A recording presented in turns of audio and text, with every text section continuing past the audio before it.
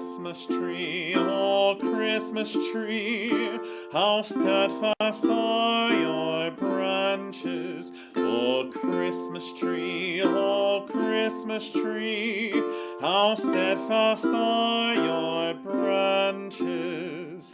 Your boughs are green in summer's clime, and through the snows of winter time. O Christmas tree, how steadfast are your branches. O Christmas tree, what happiness befalls me. O Christmas tree, what happiness befalls me. When oft you've given us delight in brightly shining Christmas light.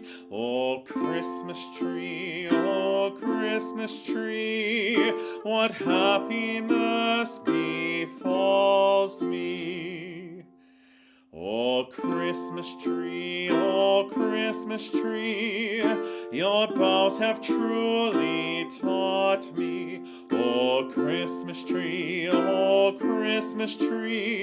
your boughs have truly taught me that hope and love will ever be the way to joy and peace for me. O Christmas tree, your boughs have truly taught me. All right, there we go. O Christmas tree. This is one of the ones I'm sure you've heard before. Lots of unusual and lesser-known carols in the set of carols I've been recording this year. And but I know you've heard this one. O Christmas tree, O Christmas tree. Originally in German, O Tannenbaum, and translated in many different ways. This is just one of many different translations into English. As far as the chords, I know I cheated. I added some extra chords in there, at least one extra chord to make this a 3-chord song instead of a 2-chord song. Now you really can play it with just F and C7. Just let me demonstrate the difference between the two, okay? O Christmas tree, how steadfast are your branches. The first line, second line, and fourth line are all exactly the same. And so that's 3/4 of the song. So here's with the D minor, which you heard me in the performance. O Christmas tree, how steadfast are your branches. It just adds, that D minor just on the second Christmas tree, it just adds a little bit of oomph and emotional character to it that it doesn't have with just the F and the C7. And it's worth throwing in, especially since a D minor is just an F chord with an extra finger, right? So you're already in position, you've got the F chord, you just put down your third finger on the second fret of the third string, and you end up with a D minor. So super easy chord set.